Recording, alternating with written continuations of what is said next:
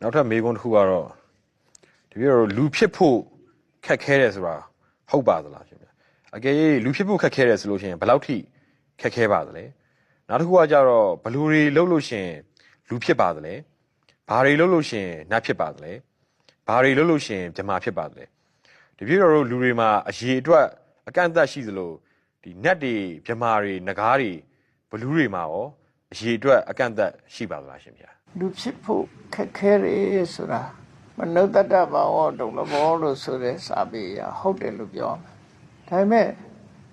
လူဖြစ်ဖို့ခက်ခဲတယ်ဆိုတာဘယ်သူတွေကိုပြောတာလဲ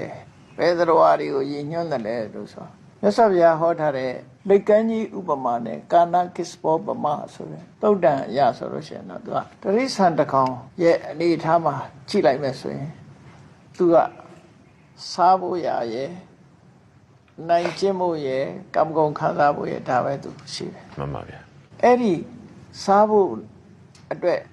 တဏှာလောဘဖြစ်နေတယ်ရံပြူတာကိုယ်လာရံပြူတာတို့အဲ့ဒါတွေနဲ့အမြဲတမ်းကြုံနေရတော့သူဒေါသနဲ့အမြဲတမ်းရှိနေကြောက်တာလဲဒေါသပဲဥပမာချင်းသေးကကျွဲတွေကြိုက်တယ်ဆိုရင်ကျွဲကိုဖမ်းတယ်ဆိုရင်ချင်းသေးကလည်းဒေါသပဲကျွဲကလည်းကြောက်လို့ပြေးရင်ဒေါသပဲမှန်ပါဗျာသူတို့ဟာစားဖို့ရလဲလောဘဖြစ်ရတယ်ဒီတကောင်းအတွက်မှလည်းပဲနိုင်ကျင့်ကြတာဆိုတော့ဒေါသတွေဖြစ်တယ်ဘာလောဘဒေါသမဖြစ်ဘူးဆိုတဲ့အချိန်မှလည်းပဲအမှန်တရားကိုသိနိုင်စွာမရှိလို့မောဟတွေကလွှမ်းမိုးနေတယ်မှန်ပါဗျာအိဋ္ဌာရဲ့စားရရဲ့ကာမဂုဏ်ခံစားရရဲ့ဆိုတဲ့အကုသိုလ်တရားတွေနဲ့တဘောကအဆုံးသတ်သွားတဲ့ပုဂ္ဂိုလ်တွေဖို့ဟာသူတို့မှာဒါနကောင်းမှုဆိုလဲဘယ်လိုမှမရှိနိုင်ဘူးနော်ကိုကျင့်သီလဆိုလဲဘယ်လိုမှမရှိနိုင်မရှိနိုင်သည့်အတွက်ကြောင့်သူတို့ရှုထောင့်ကနေကြည့်လိုက်မယ်ဆိုရင်လူဖြစ်ဖို့အလုံးခက်တယ်ဆိုတာဟုတ်ပါတယ်နောက်တစ်ခုကဘာပဲဖြစ်ဖြစ်နှိုင်းရှင်ကြည့်ရမယ်မှန်ပါဗျာဥယျာဉ်ချင်းနှိုင်းရှင်ကြည့်လိုက်မယ်ဆိုရင်တရိစ္ဆာန်တွေက species မျိုးစားတွေအများကြီးရှိတယ်မှန်ပါဗျာငါးတစ်ကောင်ရဲ့မွေးဖွားနှုန်းကိုကြည့်ပေါ့ငါးတစ်ကောင်ဟာဥတန်ပေါင်းများစွာရှိတယ်လူတစ်ယောက်ရဲ့မိခင်ရဲ့ကိုယ်ထဲမှာဘလောက်တည်းတည်နိုင်တော့နော်မွေးဖွားနိုင်တော့လွန်နေတယ်လေမှန်ပါဗျာအဲ့တော့တရိစ္ဆာန်တွေရဲ့မွေးဖွားနှုန်းလူရဲ့မွေးဖွားနှုန်းနဲ့ကြည့်ပဲဆိုရင်လူရဲ့မွေးဖွားနှုန်းကလွန်နေတယ်မှန်ပါဗျာလွန်နေတော့မမွေးဖွားပဲနဲ့လူကဖြစ်မှာမဟုတ်သည့်အတွက်ကြောင့်အဲ့ဒီရှုတော့ကကြည့်ရင်လည်းပဲလူဖြစ်ဖို့တော့ခက်ခဲတယ်မှန်ပါဗျာအခုခေတ်ဆိုရင်တော့ပို့ပြီးတော့လူဖြစ်ဖို့ခက်ခဲလာတယ်ဘာကြောင့်လို့ဆိုရင်လက်ခံတဲ့လူကနည်းလာမှန်ပါဗျာတားဆီးတဲ့ပုဂ္ဂိုလ်တွေကများလာမှန်ပါဗျာလာခြင်းတော့လဲလာလို့မရအောင်တားတဲ့စနစ်တွေပေါ်လာမှန်ပါဗျာတော့ဘာနဲ့တူလာတော့ဆိုရင် immigration နဲ့ဟိုလာတဲ့နေရာဗီဇာထုတ်မပေးတာနဲ့သွားတူတယ်မှန်ပါဗျာဒီကလည်းအဝင်မခံဘူးမှန်ပါဗျာဟိုကလည်းဟိုဗီဇာမပေးဘူးဆိုရင်ရောက်လာဝဲရတော့ခက်တယ်လေမှန်ပါဗျာအဲ့တော့ဘယ်ရှုတော့ကကြည့်တရိစ္ဆာန်တွေရဲ့ဥယျာဉ်နဲ့ကြည့်လိုက်မယ်ဆိုရင်လူဖြစ်ဖို့ခက်ခဲတယ်လို့ပြောရမှာဖြစ်တယ်မှန်ပါဗျာဒီလူရဲ့မွေးဖွားနှုန်းနဲ့ကြည့်မယ်ဆိုရင်လည်းလူဖြစ်ဖို့ခက်ခဲတယ်ဆိုတာဒါလက်တွေ့အဖြစ်လက်ခံနိုင်ပါတယ်မှန်ပါဗျာဘယ်လောက်ထိခက်ခဲပါသလဲလို့ဆိုတော့ခုနကတရိစ္ဆာန်တစ်ကောင်လူဖြစ်ဖို့ကြတော့သူကလူဖြစ်စေတတ်တဲ့ဒါနသီလဆိုတဲ့ကုသိုလ်ဖြစ်ဖို့ဆိုတာသူ့ဘဝမှာအလုံးကိုခက်ခဲတာမှန်ပါဗျာအဲ့ဒါမှမရှိလို့ရှိရင်သူကဘယ်လိုလုပ်လူဖြစ်မလဲအဲ့ကြောင့်မို့သူ့ရဲ့တသက်တာကာလအသက်တန်းကလည်းဆိုပါစို့တရိစ္ဆာန်တွေတော့မျိုးမျိုးရှိမှာပေါ့ခွေးတွေဆိုလို့ရှိရင်အသက်စိတ်တဲ့ကြောမှမထင်ပါဘူးမှန်ပါဗျာမှန်ပါဗျာအဲ့ဒီကောင်တွေရဲ့အများစုကိုကြည့်လိုက်မယ်ဆိုရင်ခုနလိုလောဘတွေဒေါသတွေမောဟတွေနဲ့ပဲသူတို့ဘဝဆုံးသက်သွားတာဆိုလူဖြစ်စေတတ်တဲ့ကုသိုလ်ကောင်းမှုမှာသူတို့လုပ်ဖို့ဆိုတာအမှန်တမ်းခဲရင်တယ်မှန်ပါအကြောင်းတရားခဲရင်သည့်အတွက်ကြောင့်သူတို့ဟာလူဖြစ်ဖို့ခဲနေတယ်လို့ပြောမှန်ပါဗျာဘယ်လိုလုပ်ရင်လူဖြစ်ပါသလဲလို့ဆိုလို့ရှိရင်လူဖြစ်ဖို့ကြတော့ခုနပြောတဲ့ဌာနကောင်းမှုရင်လည်းလုပ်ရမယ်သီလရင်လည်းစောင့်တည်ရမယ်မှန်ပါဗျာကိုချင်းသီလဆိုတာအကျဉ်းတရားတို့မေတ္တာတို့ကိုအခြေခံတာဖြစ်တယ်မှန်ပါဗျာတစ်ဖက်သားကိုမထိခိုက်စေတဲ့အရာဖြစ်တယ်မှန်ပါဗျာဒါနဆိုတာကြတော့အများကိုစာနာထောက်ထားတယ်မှန်ပါဗျာအများကိုပေါ်မှာမေတ္တာထားတယ်အဲ့တော့အဓိကကတော့အကျဉ်းနဲ့မေတ္တာဒီလူဖြစ်ဖို့ရာအတွက်ဌ ထားတော်တော်ကိုအရေးကြီးတဲ့အရာပေါ့နော် မှန်ပါဗျာ တန့်စင်တဲ့မေတ္တာနဲ့အကျဉ်းတရားတွေပေါ်မှာအခြေခံပြီးတော့ဒါနကောင်းမှုသီလကောင်းမှုလုပ်လို့ရှိရင်တော့လူဖြစ်ပါ မှန်ပါဗျာ နတ်ဖြစ်တာလည်းပဲအဲ့ဒီတိုင်ပဲမြတ်စွာဘုရားကတော့တာမန်ဒါနသီလလုပ်တဲ့ပုဂ္ဂိုလ်တွေကလူဖြစ်တယ်တဲ့အထက်တန်းကြလောက်အောင်စောစောပြည့်ပြည့်လုပ်တဲ့ပုဂ္ဂိုလ်တွေကလူထဲမှာတောင်မှပဲသူကတထေးစေကျွဲလူကိုအစိုးရတဲ့မင်းမျိုးတွေဖြစ်တယ် မှန်ပါဗျာ နတ်ကြတော့လွန်လွန်ကဲကဲဒါနသီလလုံးမှနတ်ဖြစ်တယ်လူတွေလှုပ်ထားတယ်ပို့ပြီးတော့သူတို့ကသာလွန်တယ်လို့ပြောတယ်မြတ်စွာဘုရားဟောတဲ့ထဲမှာဆိုရင်ဘယ်တော့မှစိတ်မဆိုးတဲ့လူတယောက်အမျိုးသမီးတယောက်ဟာလည်းပဲလူဖြစ်တယ်ဟောနတ်ဖြစ်တယ်ပေါ့လူဘဝမှာသူကစိတ်မဆိုးအောင်နေတယ် မှန်ပါဗျာ နောက်တယောက်ကတော့ဘာလိလာတောင်းနည်းနည်းလေးဖြစ်စေလှူတယ် မှန်ပါဗျာ ပြီးတော့ဘယ်တော့မှလိမ်မပြောဘူးအမှန်တရားကိုပြောတယ်ဆိုတဲ့အကြောင်းတရားလေးတွေနဲ့လည်းပဲနတ်ဖြစ်တာရှိတယ် မှန်ပါဗျာ အဲ့တော့ဆိုလိုတာကတော့ကုသိုလ်ကောင်းမှုရှိရင်နတ်ဖြစ်နိုင်တယ်လို့ပြောမှာ မှန်ပါဗျာ ဘာတွေလို့ရင်ပြမဖြစ်တယ်လဲဆိုတာကြတော့သူကသမထကျင့်စဉ်ကိုကျင့်ရမှာသူ မှန်ပါဗျာ တမာတိကိုပေါက်ပေါက်ရောက်ရောက်အောင်မြင်သည်ထိအောင်လူတွေရဲ့ဒီမျက်စိနာနာလက်ရကာယနေပြီးတော့လူတွေမှာ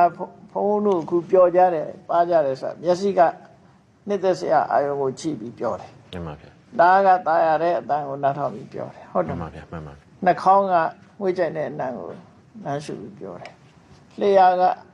ကောင်းတဲ့အရာကိုတရက်ပြီးတော့ပြောတယ် မှန်ပါ အဲ့ဒီကာမဂုဏ်အာယုန်နေနဲ့ပြောနေတဲ့ပုဂ္ဂိုလ်တွေကတပိုင်းပြမဖြစ်သွားရင်အဲ့ဒါတွေကိုဆွန့်လွှတ်ရမယ် မှန်ပါဗျာ ဆွန့်လွှတ်ပြီးတော့သူတို့ကငြိမ်းချမ်းတဲ့တမာတိစွမ်းအားနဲ့တည်ကျိန်တဲ့အာယုန်တစ်ခုပေါ်မှာအခြေခံပြီးတော့သမထကျင့်စဉ်ကိုကျင့်တယ် မှန်ပါဗျာ ဒီကာမဂုဏ်အပျော်တွေကနေထွက်ပြီးတော့ဒီတဲ့အစင်းမြင့်နဲ့ငြိမ်းချမ်းတဲ့အပျော်ပေါ့ မှန်ပါဗျာ တရားနဲ့ပြောတယ်လို့ဆိုပါစို့ မှန်ပါဗျာ အဲ့ဒီလိုတရားကျင့်နိုင်ပြီးတော့သမထကျင့်စဉ်အဆင့်ဆင့်သူ့အဆင့်လိုက်အောင်မြင်မှဖြစ်မှာဆိုတာဖြစ်တယ် မှန်ပါဗျာ နော်လူတွေမှာအရေးအတွက်ရှိသလိုနတ်ပြမနဂါဘလူတွေမှာအရေးအတွက်အကန့်အသတ်ရှိပါသလားအရေးအတွက်တော့ရှိတယ်အကန့်အသတ်ဆိုတာတော့မရှိဘူး မှန်ပါဗျာ နော်အကန့်အသတ်ဆိုတာမရှိဘူးအကန့်အသတ်ဆိုတာဘယ်လောက်ပဲရှိရမယ်ဆိုရင်ဒီလိုကန့်သတ်တာပေါ့ မှန်ပါဗျာ လူတွေမှာလည်းပဲအရေးအတွက်တော့ရှိတယ်အကန့်အသတ်ဆိုတာကဟိုကဏ္ဍအနေနဲ့ပြောမယ်ဆိုရင်ဘယ်လောက်ပဲသူကရှိတယ်ဆိုတော့အကန့်အသတ်တော့မရှိပါဘူး မှန်ပါဗျာ ဘုံမှတ်မိသလောက်ပြောရမယ်ဆိုရင်ဘုံတိတတ်တဲ့အရွယ်နောက်ပိုင်းမှာလွတ်လပ်ရတဲ့အချိန်ပိုင်းမှာဆိုရင်ပမာပြည်ရဲ့လူကြီးက28သန်းပဲရှိတယ် မှန်ပါဗျာ နော်28သန်းပဲရှိတယ်ခုသန်းပေါင်း50ကျော်60ပါးကဖြစ်လာတယ် မှန်ပါဗျာ အဲ့တော့အရေးအတွက်ကတော့ဒါတကောင်စိန်ရင်မှန်လို့ရှိရင်တော့မှန်မှာပေါ့နော် မှန်ပါဗျာ အရေးအတွက်ကအဲ့ဒါလိုပဲနတ်ဖြစ်ပါတွေကလည်းပဲကုသကောင်မှုလုပ်တဲ့လူတွေများလာလို့ရှိရင်နတ်တွေအရေးအတွက်တိုးတက်တယ် မှန်ပါဗျာ တရားကျင့်တဲ့ပုဂ္ဂိုလ်တွေများလို့ရှိရင်လည်းဗြဟ္မာအရေးအတွက်တိုးတက်တယ် မှန်ပါဗျာ နော်နဂါဖြစ်စေတတ်တဲ့ဒီနဂါဆိုတာတော့စတုမာရိနတ်ထဲပါတယ်နဂါရှိတယ်တိရိစ္ဆာန်နဂါရှိတယ် မှန်ပါဗျာ အဲ့တော့တိရိစ္ဆာန်ကတော့မကောင်းတာတွေလုပ်လို့ဒေါသအကြီးတဲ့ပုဂ္ဂိုလ်တွေကနဂါဖြစ်တယ်ဒေါသကြီးတဲ့ပုဂ္ဂိုလ်တွေကဘလူဖြစ်တယ်ပေါ့ မှန်ပါဗျာ အဲ့ဒီနဂါတို့ဘလူတို့ကြတော့စတုမာရိဘုံထဲမှာအဝိနဲ့နဂါဘလူလည်းရှိတယ် မှန်ပါဗျာ အဲ့ဒါတွေကြတော့ကုသိုလ်တစ်ပိုင်း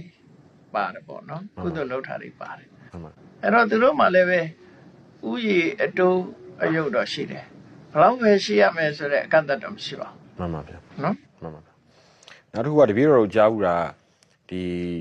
ဟောမြတ်စွာဘုရားဟောကြားတယ်လို့ကြားဦးတာပဲ तू ကမြေကြီးပေါ်ကမြေမှုန်တချို့လက်သေးကုန်ပေါ်တင်ပြီးတော့မေးတာပေါ့မြေမှုန်တွေကပုံဒီကဘာမြေကြီးကမြေမှုန်ကပုံများသလားလက်သေးပုံကမြေမှုန်ကပုံများသလားမေးတာအဲ့တော့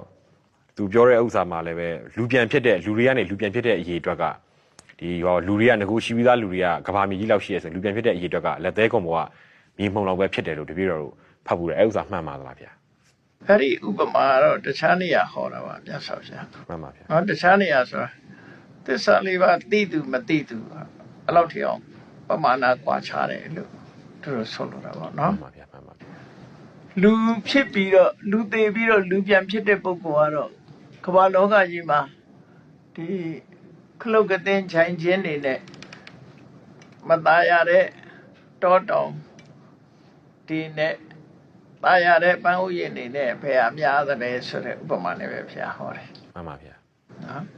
အဲ့တော့တောတောင်တွေကตายရတဲ့နေရာအမှန်တမ်းနေပြီမตายရတဲ့နေရာလူသွားလို့ဝင်လို့မရတော့ရှုပ်ထွေးတဲ့နေရာတွေကများတယ်ပေါ့နော်ဥယျာဉ်နေနဲ့ဗိမာန်နေနဲ့ตายရတဲ့နေရာကနည်းတယ်ပေါ့ မှန်ပါဗျာ နောက်ပြီးတော့သစ္စာလေးပါးသိသူမသိသူဟိုလည်းပဲအဲ့မြေကြီးပေါ်မှာတင်ပြီးတော့မြတ်စွာဘုရားတက်သေးပေါ်မှာတင်ပြီးတော့နခတိခတုတ်လို့ခေါ်တယ် မှန်ပါဗျာ အဲ့ဒီတုတ်တံမှာအဲ့လိုလူဦးရေနဲ့ပတ်သက်ပြီးခေါ်တာတော့အဲ့လိုခေါ်တာမဟုတ် မှန်ပါဗျာ ကန္နကိစ္စဘောပေါ်မှာတုတ်မှာ တင်ပါဗျာ လိတ်ကန်းကြီးတစ်ကောင်ဟာလိတ်ဆိုတဲ့အကောင်ကပင်လယ်ထဲမှာပင်လယ်လိတ်ပေါ့နော် မှန်ပါဗျာ ပင်လယ်ထဲမှာကျမ်းပြင်အောင်မှာရှောက်သွားနေနှစ်ပေါင်း100ကြာမှပင်လယ်ရေမျက်နှာပေါ်တက်ပြီးတော့အသက်ရှူတယ် မှန်ပါဗျာ အနှစ်100မှအသက်ရှူတယ်အဲ့ဒီမှာပင်လယ်ထဲမှာလှိုင်းပုတ်လို့မျောနေတဲ့တဘိုးကြီးကအပေါက်တစ်ပေါက်ထဲပါတယ် အပေါက်တစ်ပေါက်ထဲပါတဲ့တပူကြီးနဲ့ခုနလေကြီးကခေါင်းပြူလိုက်တဲ့ပင်နဲ့ပေါ်မှာခေါင်းပြူလိုက်တဲ့အချိန်လေးမှာသူ့ခေါင်းနဲ့ဒီတပူသားတို့ကြီးရဲ့အပေါက်နဲ့အကြဆွတ်ပြီးဖို့ဆိုတာလုံးဝမဖြစ်နိုင်တော့ခက်ခဲတယ်ပေါ့နော်အဲ့တော့တရိษံဘဝရောက်သွားတဲ့တရိษံတကောင်ဟာလူဖြစ်ဖို့ခဲနေတယ်လို့အဲ့လိုခေါ်တယ်အဲ့ဒါ မှန်ပါဗျာတင်ပါဗျာ အဲ့ဒီပုံစံနဲ့ခေါ်တာနော်